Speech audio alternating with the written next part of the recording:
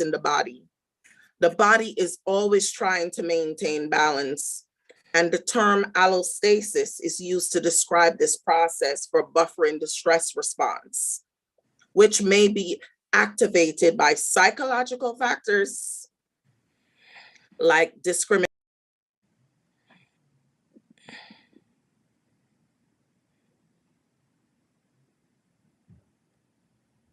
Sarah Fuji. Stragglers. All right. Thank you all for joining Saffron for our discussion on weathering through our everyday lives. My name is Tiffany, and I'm the Chief People Officer of Saffron. Saffron is a nonprofit organization that stands for Simple Aid for Families Requiring Ordinary Needs. We have 3 expert panelists who have joined us today for our discussion. First, we have Sarah Fuji, who is a medical social worker. And Sarah just waved her hand. And second, we have Tracy Jones, who is a licensed clinical social worker. Tracy, if you can raise your hand. And lastly, we have Tracy Miller, who is a registered nurse and the founder and CEO of Saffron. I just have a couple ground rules before we begin. If you can please stay on mute until I say your name. There will be time for questions and answers for our panelists. If you have a question, you can raise your hand by going to the reactions at the bottom and selecting raise hand. And please be sure to lower your hand after you are finished asking questions because your hand will remain raised. And we also have some polling questions you can answer by going to the chat feature at the bottom of the screen as well. And I will also be holding up a 5 or a 1 while the panelists are speaking, as it's just to keep the panelists aware and to keep the discussion timely. I'm now going to turn it over to Tracy Miller to tell us a little bit about Saffron and about the discussion today. Hello, everyone, and welcome to this format. My name is Tracy, as she just said. I'm a registered nurse, and Saffron is an organization created out of the need to bring the village back together. We always say it takes a village, but we forget that the village is us. Black and Latina communities must look to the past to provide the light for our future, embracing the rituals, traditions, and healing modalities of our ancestors. Saffron stands for Simple Aid for Families Requiring Ordinary Needs, because that fundamentally is what we need to do for each other. The ways of knowing require a decolonization of thought and practice that only together, through acknowledging that our traumas matter, that we are more than our worst mistakes. And that's a line that I've coined from Sarah before. That we can truly attain good health, right? And good well-being, because constantly, every time we're turning around, we're constantly fighting the never-ending quest for racial equality, equity, and justice for all people of color. And it's exhausting.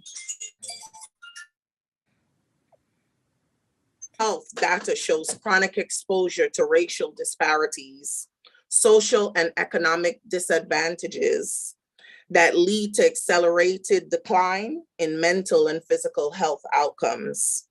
WHO, our World Health Organization, defines health as a state of complete physical, mental, and social well-being, and not merely the absence of disease. So why does that not apply to us?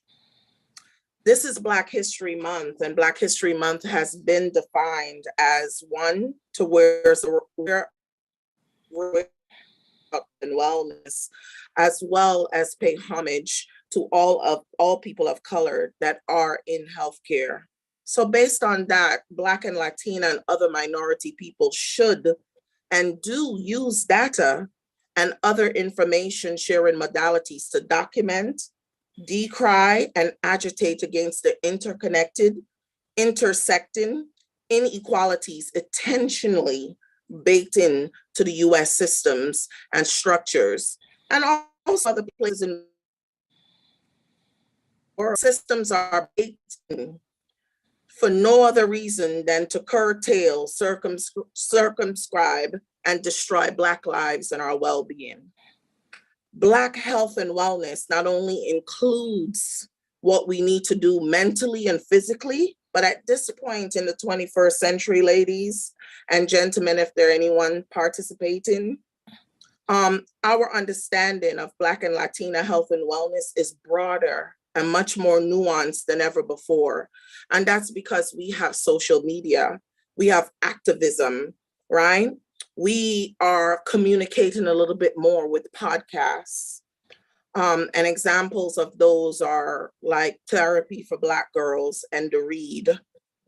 But what we do here at Saffron, what we really do, we create safe, fun-friendly social atmospheres around giving back and volunteering to help educate, teach health and wellness, and elevate women and children in need.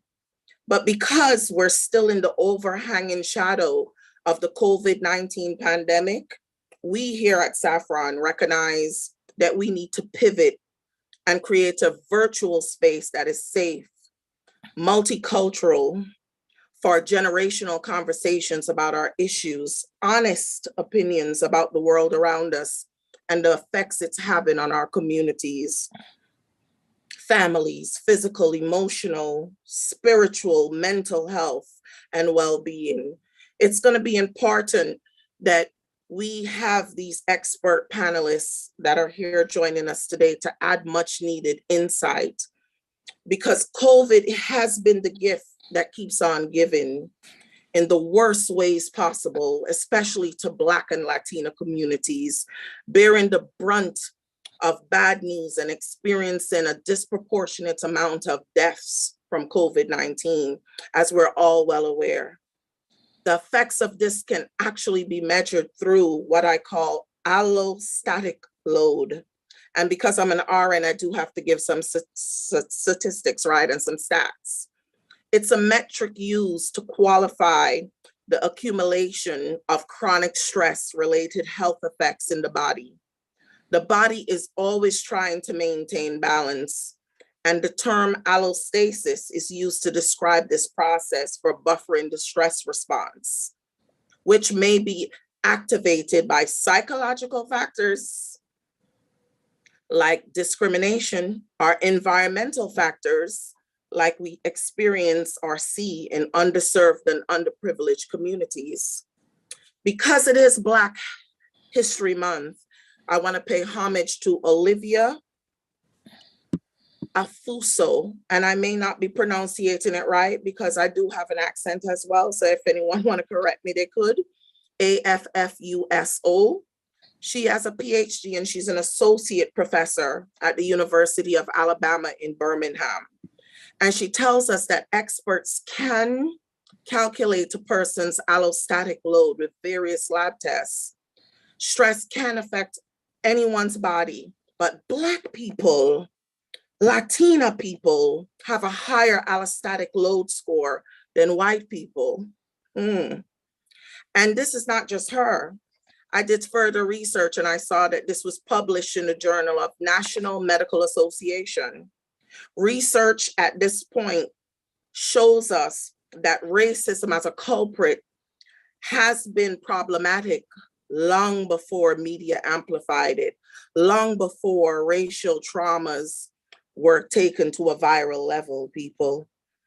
This concept is also known as weathering. Subsequently, we here at Saffron have chosen weathering as the first of many discussions. Thank you for joining us. Thank you, Tracy. And I want to ask, what is weathering? Oh, Tiffany, I'm so glad you asked, just in case no one else was interested in knowing. But the term weathering refers to the way the constant stress of racism can lead to premature biological aging. Have you seen the lines I have right there? I think there's one. Maternal mortality and worse health outcomes for Black people. America would have me tell you, ladies, that the term weathering was first coined by Arlene Geronimus. She's a professor at the University of Michigan School of Public Health. When I was in college, they mentioned her, and they mentioned how this very brilliant white woman termed and coined the word weathering. And she first did this in her hypotheses for ethnicity and disease. She theorized that weathering was a form of premature aging due to our stress from exposure to social inequity. I'm thinking to myself as I was sitting there in that auditorium, you think? But that's not the first time I've ever heard it. And typically, why I brought that up is to say that stress has always been something that we've had to deal with. Weathering has always been something that I have heard mentioned as I've been growing up generationally in the Caribbean. I'm gonna just quickly poll the audience, everybody, and just ask everyone, do you think stress is positive, negative, or both? If you can just go in the chat section and either write positive, negative, or both. Please. Because you wanted to rather than being scared to not laugh at his joke. Can everyone please mute their devices, please? Do you have an ability to mute that? Oh, yeah, right, I do. A long time. And like I was gonna tell you, like, no. And the scene on here. I'm sorry about that, people. Tiffany's gonna mute everyone. Thank you. Sorry about that. Okay, so everybody said both. Oh, I agree with that. So Tracy, is stress both? Is it bad or is it positive? Is it negative? What is it? Well, as a registered nurse, I would say, Tiffany, stress is your body's natural response to perceived danger. It's actually meant to be helpful. When you experience stress, your brain's hypothalamus prompts your adrenal glands to release hormones, including adrenaline and cortisol. And this is all something that everyone could look up at the Mayo Clinic. They don't just have to take my word. But as a nurse, I can tell you these hormones impact a host of bodily functions. And I'm going to tell you some of the things they do. They increase our blood pressure.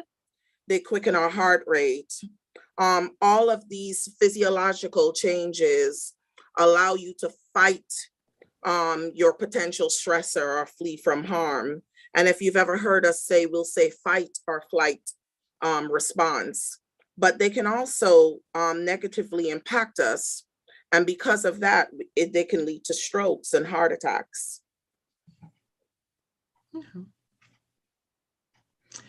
Can anyone give us an example of physical or emotional, or a physical or emotional response to stress? Anybody in the audience that want to give an example? You can raise your hand if you like. No pressure.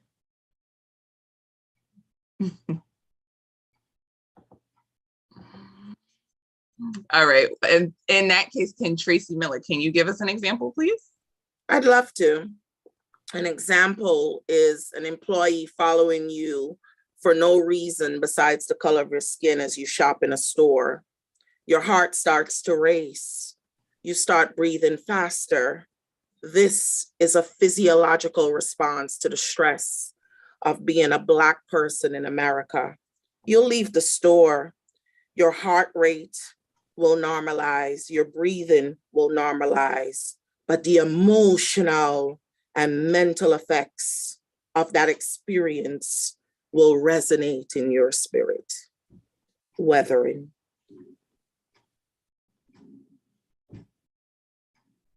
Thank you, Tracy. Can I ask, when did you first learn the term weathering? Thank you. Thank you for asking me that. I was a very little girl, and I would first hear my mother, my grandmother, my great grandmother. They would all be talking about the toll over time that making difficult choices and experiencing different trauma cause them. These difficult experiences and these things cause damage, yet they would still have to persevere. And I would just listen to them talk about it, and I would listen to them say, well, you know, we've been weathering it. We'll continue to weather this storm. We'll continue to weather this. It is what it is, you know? And I would think to myself, well, what are they weathering? What are they really doing? Because in our family, we never really address the problems. We never really come up with solutions. And I would think, knowing that weathering can be emotional, physical, and behavioral, and that it can affect us individually and collectively, you know, and affect our health outcomes, I thought to myself, does my family, does my grandmother and my mother, do they really want to heal? Or are they just weathering to feel better? Thank you, Tracy, for sharing all of that. Appreciate it. I'm now going to go to Sarah Fuji, who will now segue into our discussion by touching on readiness is a decision, it's not a feeling. Good morning, everybody. When Tracy honored me by asking me to participate today, she brought up the really heavy topic that she would be introducing and asked me, could you talk a little bit about wellness? And that led us to talking about how we have to buy into that wellness. And there's so much about our lives that we can control, what can't we control? And often when I'm speaking with someone professionally or personally, and they tell me, well, I just don't feel ready to whatever it is, I have to ask, okay, well, what would have to happen for you to feel ready? And that could be sometimes it's in the large context of, I'm not ready to leave my relationship. I'm not ready to quit my job. I'm not ready to go back to school.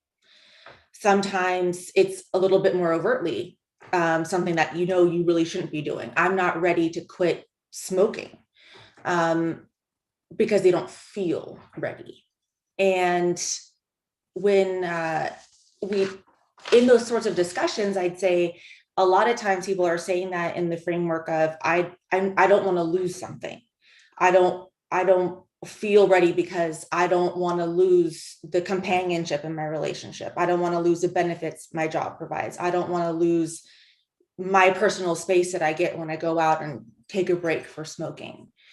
And that's all pretty valid, right? And I think part of understanding that feeling in ourselves help us see that in other people. We can't expect them to just be ready because we want them to be ready. I want my brother to stop drinking. He's not going to stop drinking just because I'm ready for him to stop drinking. He has to be ready for that.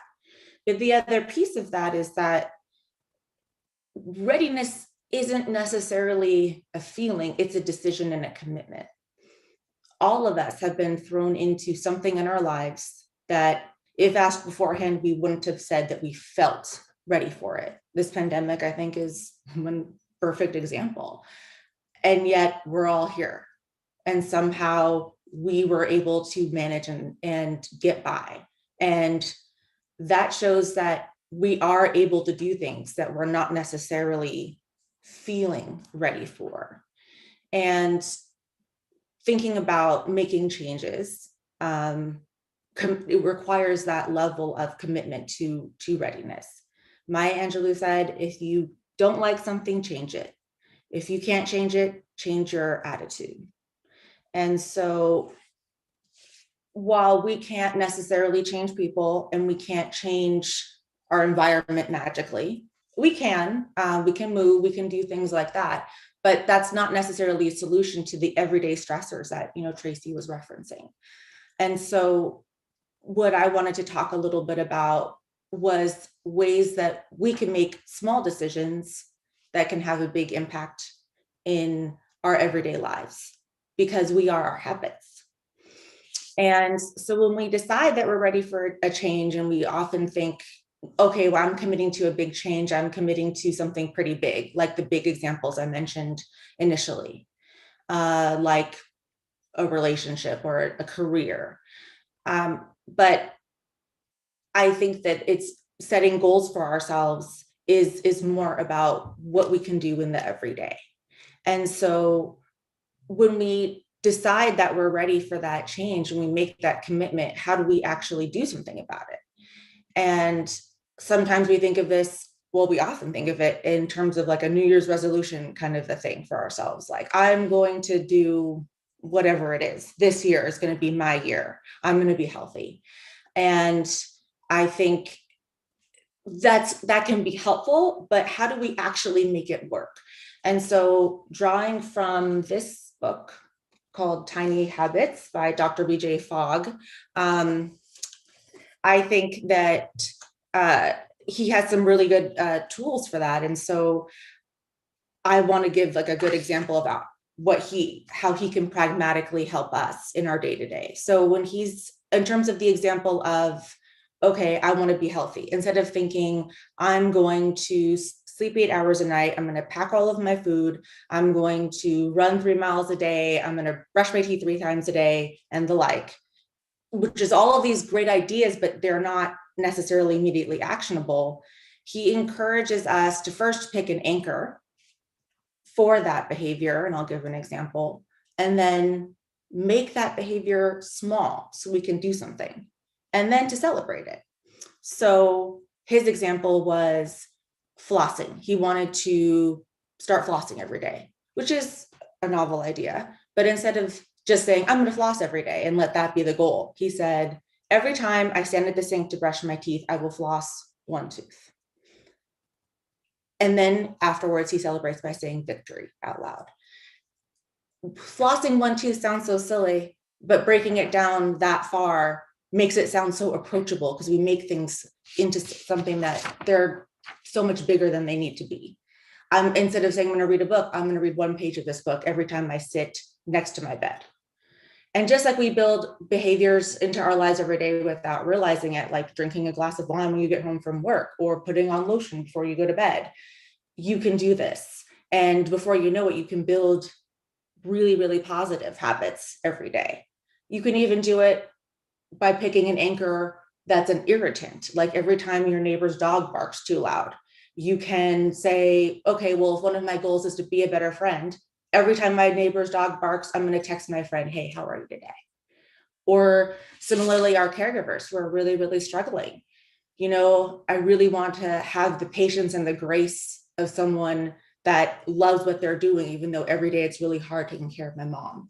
So every day before I feed her, I'm going to touch her arm and say, hey, mom, let's have a good day today.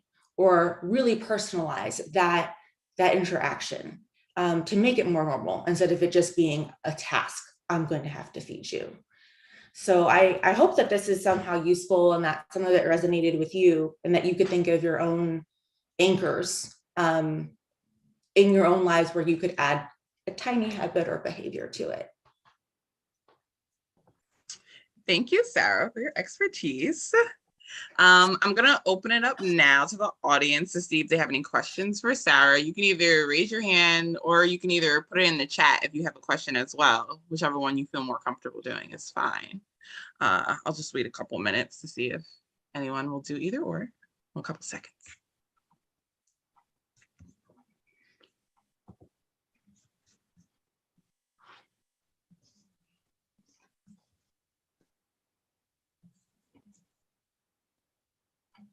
I'll start off by asking while people are writing, or if they are writing their questions. Sarah, do you feel comfortable giving an example of how you have applied this philosophy to your life? Yeah. Thanks for asking.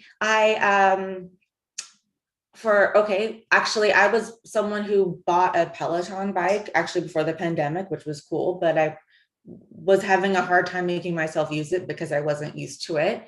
And so instead of telling myself, okay, every day when I walk downstairs after I change my clothes after work, Instead of saying, I'm going to do a workout, which for some reason just sounded bigger than it needed to be, I just said, I'm going to put on my bike shoes. I'm going to go downstairs and put on my shoes. And that is so basic and so simple. But I knew that once I put on my shoes, I was going to do my workout. And it really helped me build that habit every day. But I had to anchor it in, okay, when I'm walking down the stairs after work, this is the next thing I do. I put on my shoes, and I made it small.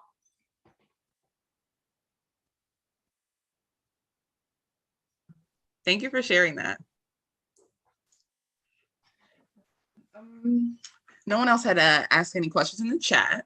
So I'm going to, oh, well, we have a question. How can we use that? How can we use that exercise to strengthen or prevent weathering? Great question. I think preventing weathering would be very hard, because I think a lot of weathering is about the environment that we're put into that we didn't choose. I think a lot when you talk about that, about in my family, for example, my father's Japanese and my family was interned.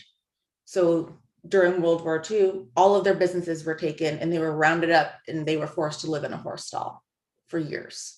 And people don't talk about that, but that's what happened. And when my family talks about that, they don't say we were interned and this horrible thing happened. They say, oh, we went to camp. That's what they talk about. So growing up, when I would hear my older relatives talk about camp, they were talking about living in a horse stall because their lives were taken from them. And I think a lot about how they weathered that. And so I don't think they could have done anything to prevent that. They were rounded up because they were Japanese, and that's it. And so I think, I don't know that we could prevent it, but I think what these sorts of habits, like this foundation, these habits of who we are, because our little behaviors, life isn't just these big events that happen like COVID.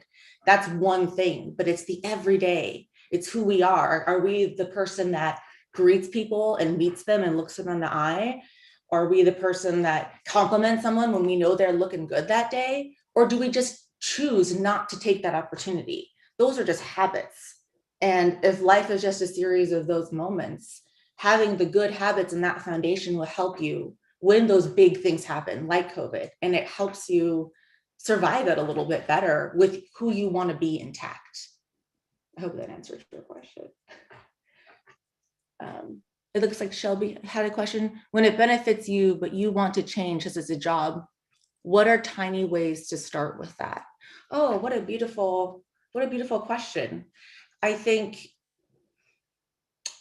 sometimes making a change like that can be really tough, especially if there's still a lot of things that are holding you into the security of a job. And sometimes it takes feeling more uncomfortable in where you are than the idea of the discomfort that comes from the unknown, because the unknown is uncomfortable, if that makes sense. But when you're so uncomfortable where you are now, the unknown is actually really, really attractive. And that makes it hard. But if it's a more tolerable situation, but you know that part of you in your heart is meant for something bigger, some small things that you can do are, okay, well, I want to network a little bit to see what's out there. So, when I have this moment in work, when I take my first break, instead of scrolling through Instagram, for no reason or something, I'm going to specifically look for connections or look on LinkedIn and make one change on my resume.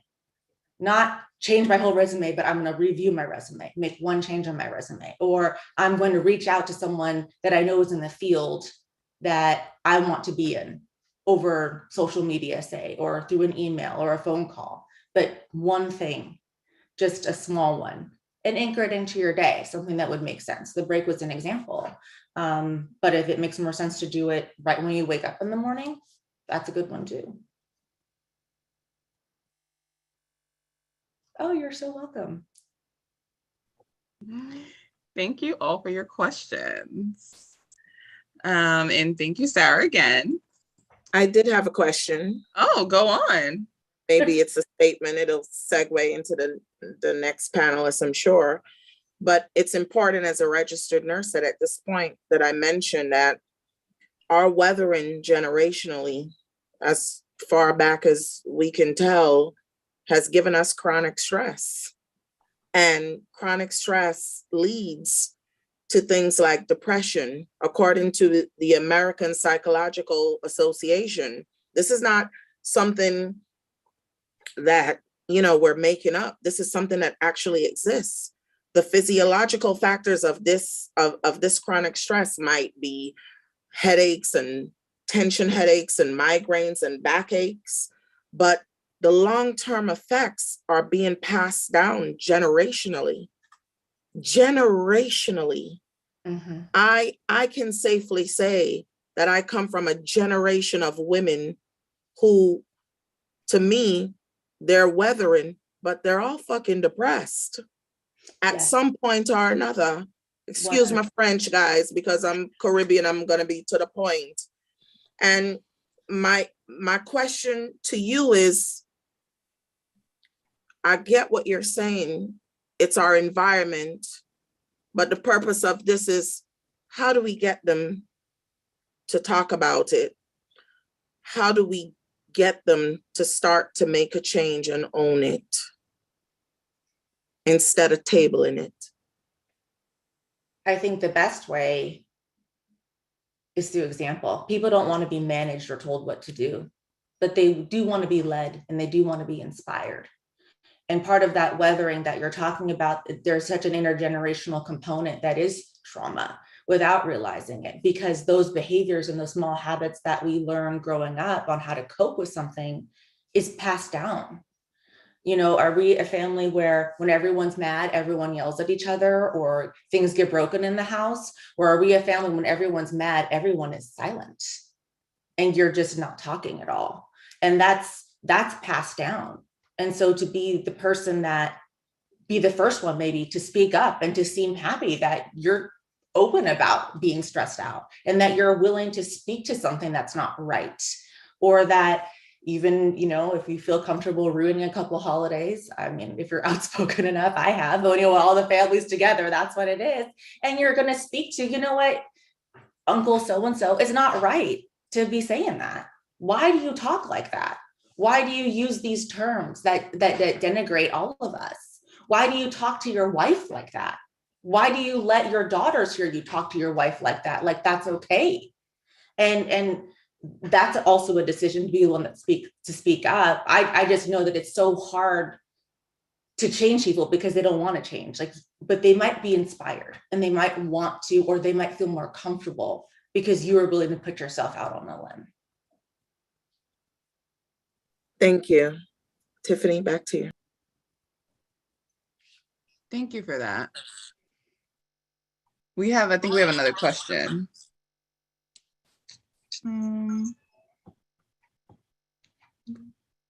Oh, I think it's just comments. Rosin's just saying. Yeah.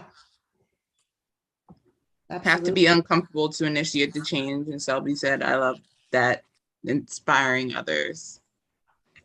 Okay. Well, thank you, Sarah. Thank you.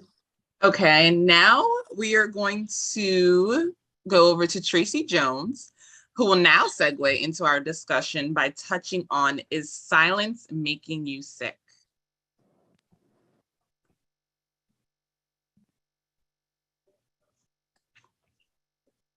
Hi, everybody. I needed to unmute myself and share my screen.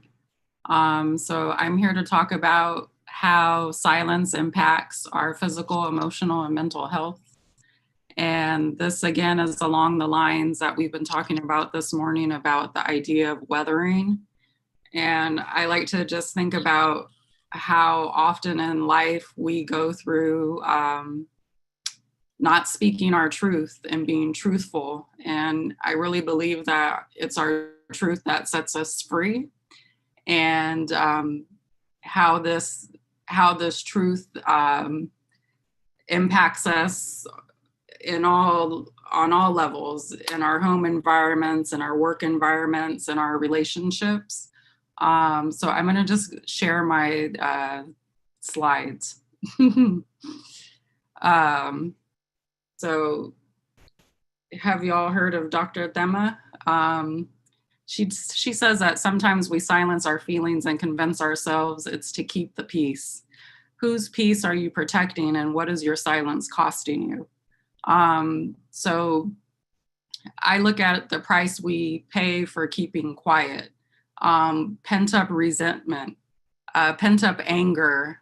We shut down, we people please, we have poor boundaries.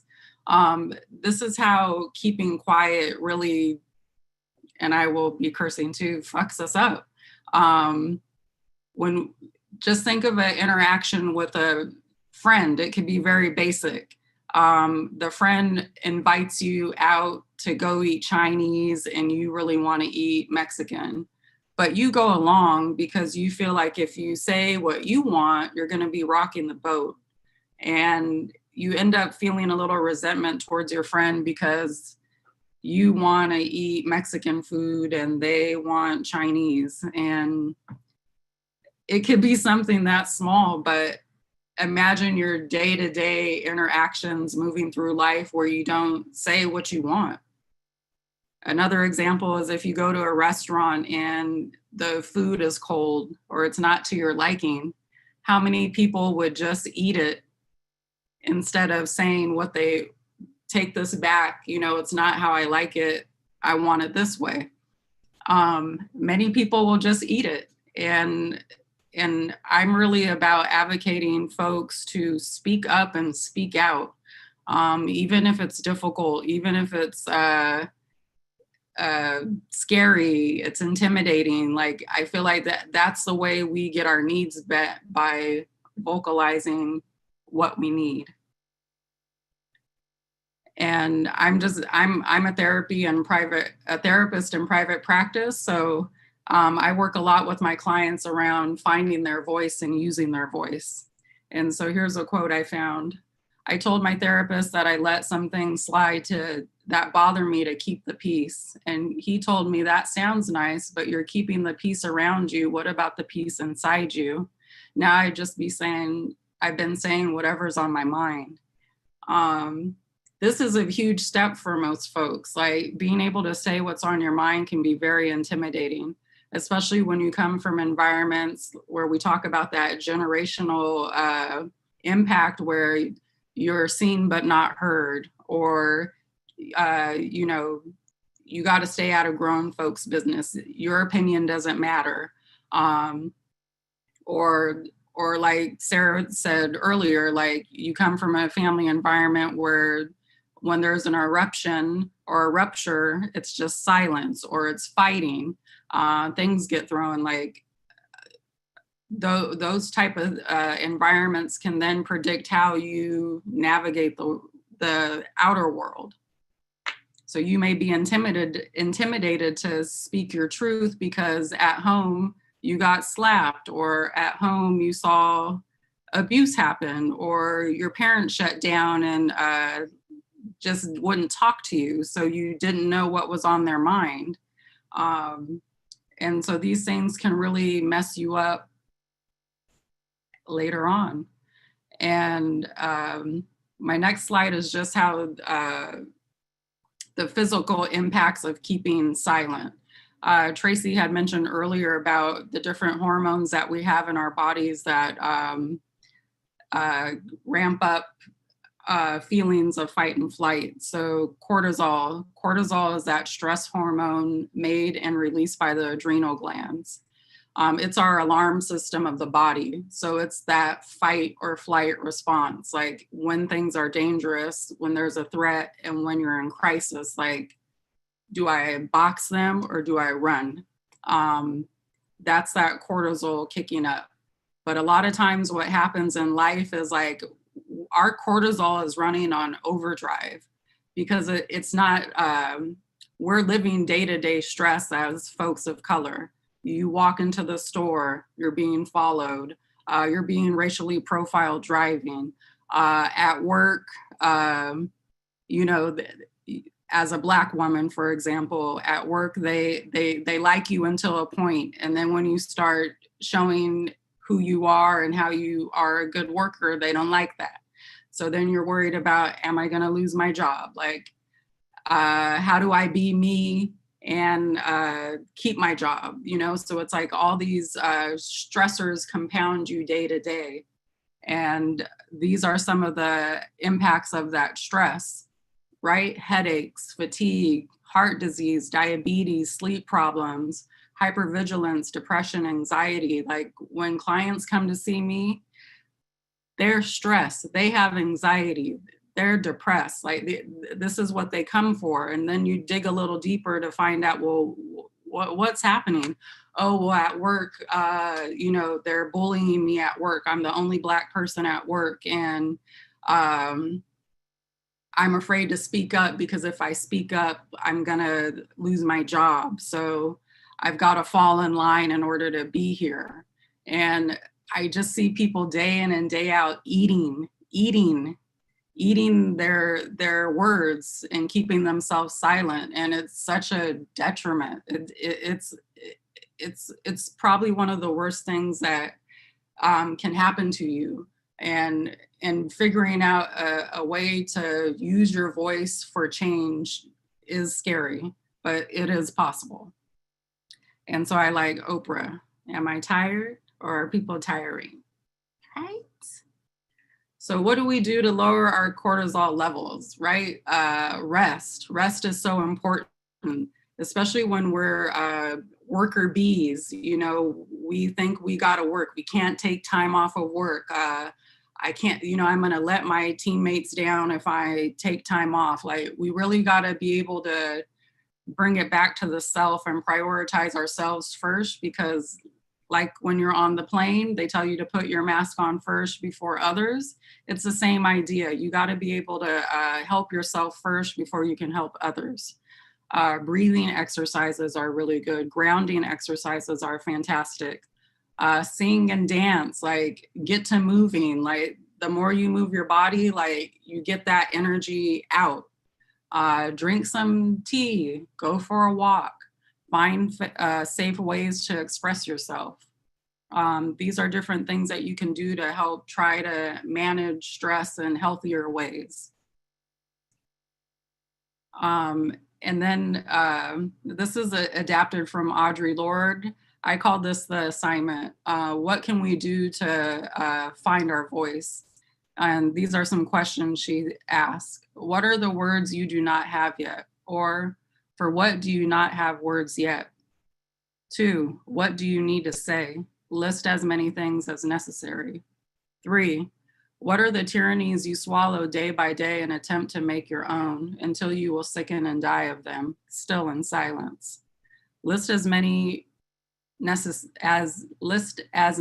necessary today, then write a new list tomorrow and the day after. 4, if we have been socialized to respect fear more than our own need for language, ask yourself, what's the worst that can happen to me if I tell the truth? So answer this today and every day. And lastly, from Octavia Butler, what we don't see, we assume can't be. What a destructive assumption. So I want to really encourage folks to find their voice and know that there's something beyond where they are. Thank you. Thank you, Tracy Jones. I don't know if you want to table back to those questions or that you had up. Because I don't, you want to, pull up that screen again? What's to say? Does anyone, I mean, these are to yourself. Is there any situation that, I'll start off the questions, and then if anyone has any questions, they can put it in the chat for Tracy, or raise their hand. I don't know if you want to say a situation where you have found that silence has been a hindrance for you. Let's see. I don't know, because I'm pretty vocal. I could just say a lot of what I see when clients come to my private practice is that there's a lot of resentment around not being able to speak up in situations. It can be with a parent, a lover, a friend. And some of that can be attributed to people pleasing. You know, they want to be liked, and they want to please the other person. So instead of rocking the boat, what they perceive as rocking the boat, right? Like, they just go along with the situation, but deep down they're seething, they're angry, they're upset, you know, because they're not using their voice. And so I really challenge them to figure out, well, how can you vocalize your needs? Because you have needs and they're important. You know, you don't have to always just go along and be agreeable with people, you know, like that. People will run over you when you do that. So it's, you know, I really teach my clients how to practice having boundaries and how to look for folks that are healthy. That's a big thing I talk about, because I think oftentimes that intimidation to speak about your needs comes from a blueprint that's deep, where in my home environment, it was like this. So it was more of a loss than a gain to speak up. So, you know, I'm afraid to speak up and say something, because what if they fly off the handle? That's what I saw growing up. So it's better for me to just play small and keep quiet. And so what I say is, like, a lot of times when people have that response, that just lets you know that that's not a healthy person that you're dealing with. And so that, like, red flags, they don't mean go closer. And I don't think you need a shape shift to, like, get somebody on your side. I think it's more of a, like, back up when somebody's having a tantrum or they can't respect your boundary, like that's like a full stop. Like, yo, all right, like, I see what the type of person that I'm dealing with, and, like, they may not be the healthiest person. Thank you for sharing that. Tracy Miller, I saw your hand raised. You have a question if you want to unmute yourself? Yes, thank you so very much, Tracy Jones. That was definitely, we really appreciate you sharing that. It was definitely profound, your presentation. I will say, in terms of screaming on the inside, I think that's something that we weather and do, and that's such a big part of our weathering and our conditioning that's been taught to us, because we get hired into these jobs that tell us that we are allowed to be authentic, but yet they have no infrastructure to help us when we try to be authentic. So we quickly recognize that our authenticity is our kiss of death, right? And quickly, if we continue to try to be authentic, we'll quickly be fired.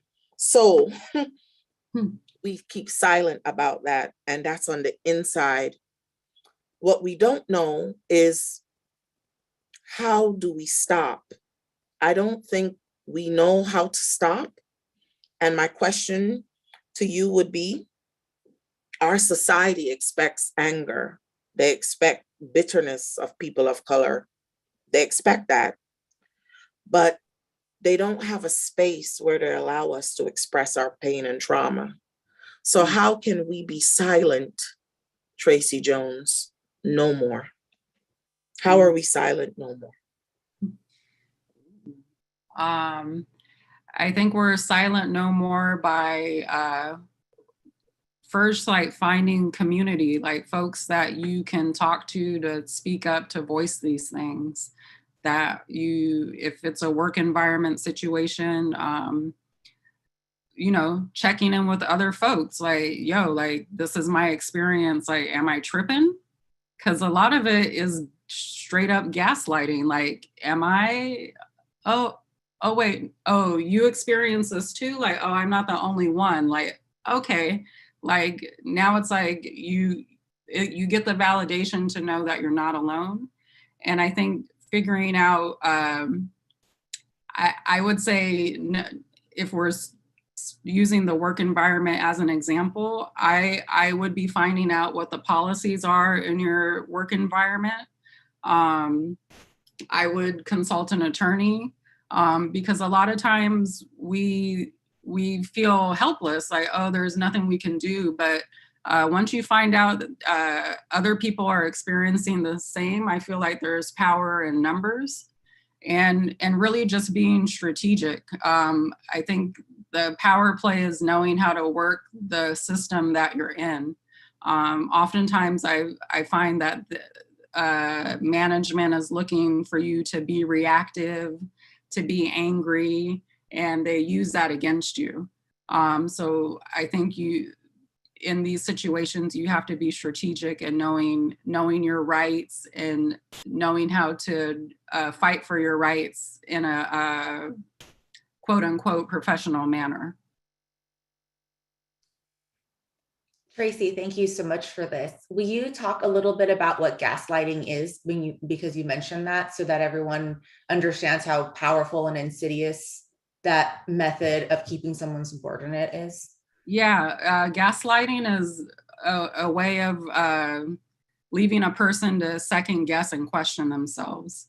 And I guess the other term I would throw out in the context of a work environment is microaggressions. So microaggressions are very subtle. They can be subtle, or they can be very overt forms of racism. So it could be something, a white person wants to touch your hair, or they make a comment about your hair, or they talk about the way you dress, or they talk about other whatever your work environment is, the people that you service, and you hear that, and it hits the ear. And you know it's wrong, and you may speak up about it and say hey, that wasn't right. And oh, I didn't say that. Oh, I didn't mean it like that. Oh, you're just being too sensitive. And so then if you're the only one not knowing that other people have experienced the same things you're going through, you're going to walk away from that thinking damn, well, maybe I was being too sensitive, or and it's the gaslighting makes you question your reality. And that can be very dangerous in environments where you are experiencing racism straight up, and they're going to make you think otherwise. Thank you for that.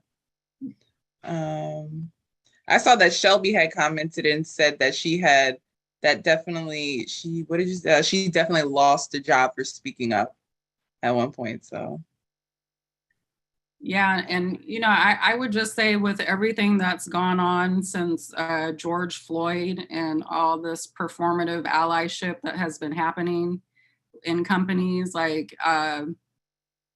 and just the idea of how entrenched capitalism is.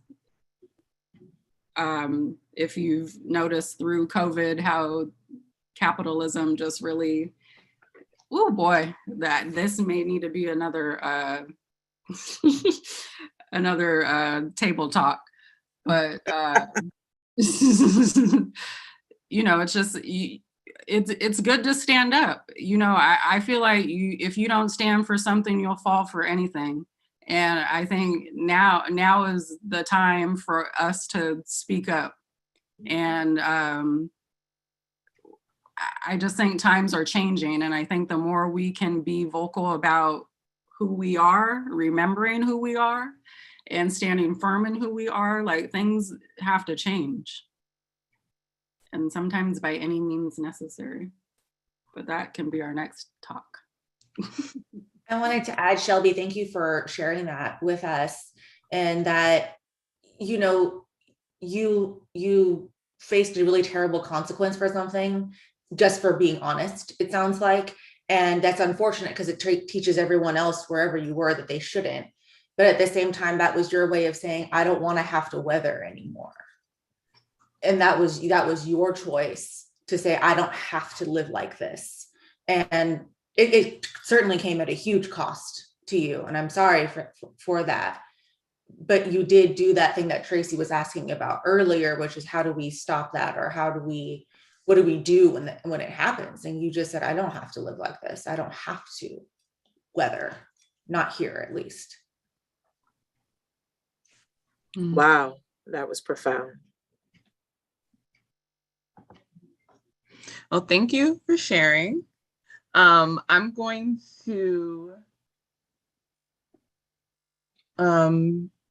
just go over a couple of resources real quick, since the time is coming to an end, unfortunately. I'm going to give it over to Tracy Miller, who's going to share some resources for therapy.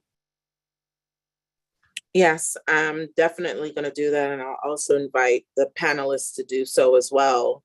But I do hope that those that were listening got something out of this, because as I was sitting there and I was thinking to myself about the weathering of my grandmother and my great grandmother, and obviously Sarah's family that said they went to camp. I mean, my gosh, when I think about that, and I think about the emotions bottled up inside of me, inside of you, inside of all of us, I know that we need to figure out a better way. I know that weathering might seem to be our greatest ancestral strength, but it's also our greatest curse. And the reason why I say that is because I think back to my grandmother, and my grandfather, and how he had 4 additional children with 2 women during their outside of their union. And then I would see her drink at night, this medicinal drink, right? Her cognacs, her rums. And I would think, wow, grandma, are you weathering it? Are you just an alcoholic? Or sometimes she was such a sweet little old lady to everybody else, right? But then there were times she would say some vile things, and she would dish out some harsh punishments to her children. Mind you, she never did that to her grands, but my aunts, my mom, they talked about those harsh punishments. And I thought, is this a response to her weathering? All right, then I thought to myself, wow, she would have laughter sometimes when she should have been in tears. Is that weathering? She had profound kindness that she often showed, not just to family, but to strangers when she would give in her famine. And I would think, wow, is this weathering? I know that we're strong, but I know that we'd be stronger collectively. I know that even talking about this makes me feel stronger. I know that the principles that both these social workers have just provided us, I'm going to try every day to utilize, because compounded on me is everything that they've ever told me. Tracy, your accent, Tracy, your weight, Tracy, you're loud. We're tired of weathering. And I know that we're gathered here today because we are. And I know that we need to come together collectively to begin the process of healing. And I don't want to digress too far. An hour is not a long time, but I do want to say that this space was meant not to replace your relationship with a licensed counselor such as Tracy, or a physician and a mental health therapist, but this space was meant to be a safe place to share and for us to grow together as a people, all forms of people. There are other resources like openpathcollective.org. If you're in a city or a town, there's a college, there's a university that have training clinics where students pursuing masters or doctorates under a licensed clinician can help you with therapy at free or even reduced rates, because they're trying to pursue their masters or their doctorates. There are community clinics for behavioral health. Group therapy, such as what we're experiencing here today, can also be helpful. So literally, there are things that you can do to begin this process, and that's the resources that I have to offer. I don't know if Sarah have any she want to share, or if Tracy have any she want to share. Sarah, I'll turn it over to you. I didn't have another, sorry, I was muted. I don't have another additional one I could think of immediately. I'm glad that you thought of the idea though of students though that are in training locally. Especially if you live in an urban area with a college or a university where people are in training for that. If you're in Northern California, there's the Bay Area Therapists of Color. You can go on their website and they have a list of therapists of color in the Bay. And they have that broken down by the type of insurance, city. So that's a good resource if you're here in California. Before Tiffany close out, I know that there were some participants that joined late. I would hope that we can take 5 minutes. If you guys have any feedback that you would want to share with us, please do so. If you have a question, I mean, I'm really grateful that you all came. Before our panelists go, if there was any last minute things you wanted to say or add before it goes back to Tiffany.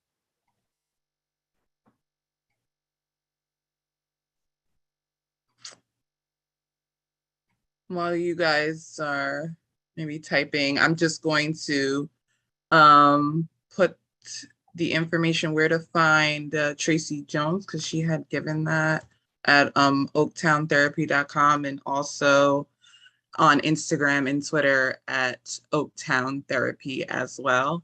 And as far as Saffron, we are on Twitter, Instagram, and Facebook at Saffron Giving as well. I'm just gonna put that in the chat.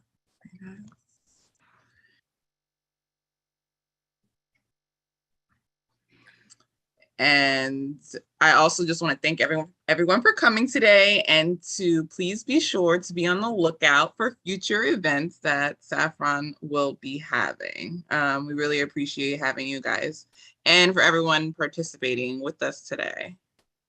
Thank you all so very much. It's been real.